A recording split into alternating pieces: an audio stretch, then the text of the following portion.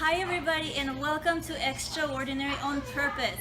I have another treat for you today. I'm here at Elka Bees Coffee Shop in Happy Valley, Oregon, and we have owner Christine with us, and she's going to introduce herself and tell you guys what this coffee shop is all about, how it came together, and give us a little bit of background where she's coming from, because I'm sure a lot of you guys come here. I feel like this is my second home.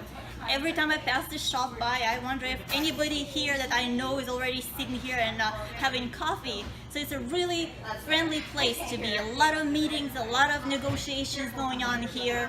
It brings community together, and that's what I really appreciated. And that's why I think Christine's coffee shop is extraordinary with a purpose. So Christine, thank you so much for taking time and answering just a few questions that I have. Just tell our listeners, how did this idea of this coffee shop came together, and give us a little background about yourself. Well, this coffee shop had been here originally for 20 years, and it had always been very, very successful. I came in about 2.5 years ago when it had a lull in business, and so my job then was to try and bring all the customers back into the coffee shop. And I actually did that one at a time. I was on that counter every day, 12 hours a day, 7 days a week, talking to customers. We brought in a lot of whole new type of pastries. Everything we brought in, we taste tested with customers, so they actually had a choice of what was brought in here. And over the years, we've actually just built it up by adding more and more food, more and more drinks, doing things a little bit different than, say, a chain store. And so, yes, it's very successful now. Yeah, tell us a little bit of your background before you started having this coffee shop. So my background, I'm from England. I actually managed hotels in London. I own 2 restaurants, and I also work for Dale Carnegie Training. And I came over here to San Diego to work for Dale Carnegie Training, which was in sales. And then I was moved up to Oregon, and I actually had my own training business for 24 years. And I just kind of got a bit tired of doing that, decided to go back into food. And this place was up for sale. I had 24 hours to make the decision to buy it. Didn't even tell my husband. He came down for a cup of coffee, and I said, "Hey, we're buying this." And he went, "Okay."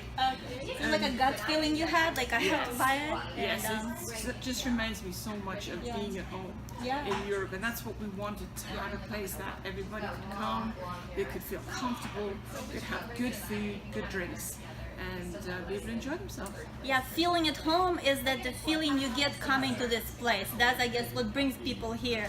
It's very cozy, comfortable, very friendly atmosphere. Christine, what difficulties did you face within the last 2 years of having this coffee shop, and what success stories you might tell us? The difficulty was when I came in, was it wasn't making as much money as I thought it would, and it was pretty scary that we were only making a couple $100 a day, and so my husband and I had to put in over $500 a day for 6 months just to keep it open. And so them times were very scary. And then, as I said, we just built it up one customer at a time. Some days we only sold maybe 30 customers, and now we probably see that 300, 400, 500 customers a day. Wow, awesome, awesome. So, do you enjoy the labor of your, the fruit of your labor now? Do you enjoy like what you see after all the hardships you went through? Yeah, it's wonderful to see all the people coming in and enjoying the food, especially liking the drinks. I love talking to the customers. So I do come out on the counter every day and spend at least 3, sometimes 5 hours a day. It's not the 12, 14 hours days like it used to be. Yeah. So I can actually take a day off now. For the first time in 2.5 years, I actually get a day off a week. That's awesome. What kept you going when the times were very tough? Do you have faith, or some people maybe helped you and pushed you forward and supported you? For me, it was a matter of knowing that everybody likes good food. They'll come if you give them good food and you give them good drinks.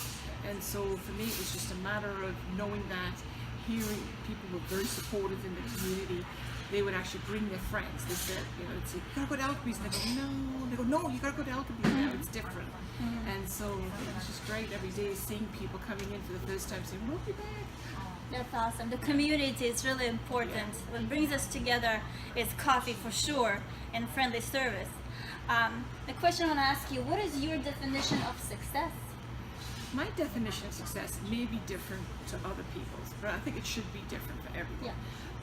my success is seeing how many people walk through the door and if they leave happy.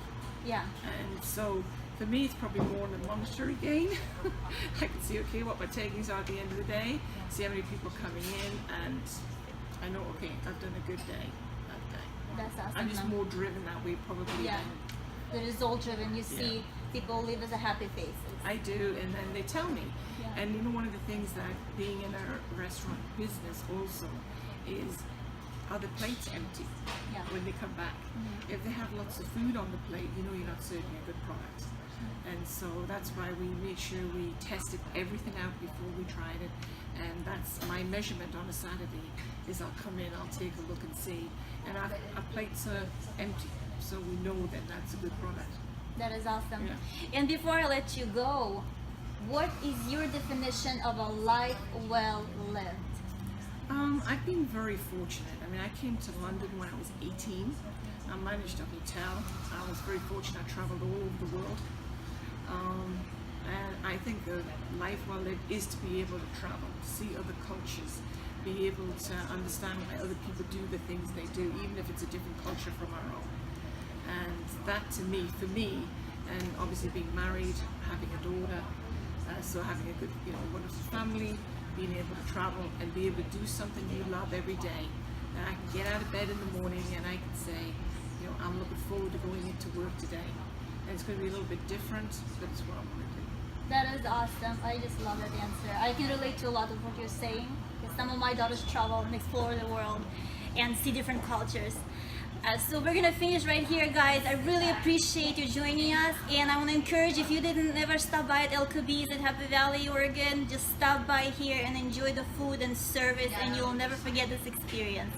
And go out there and be extraordinary on purpose.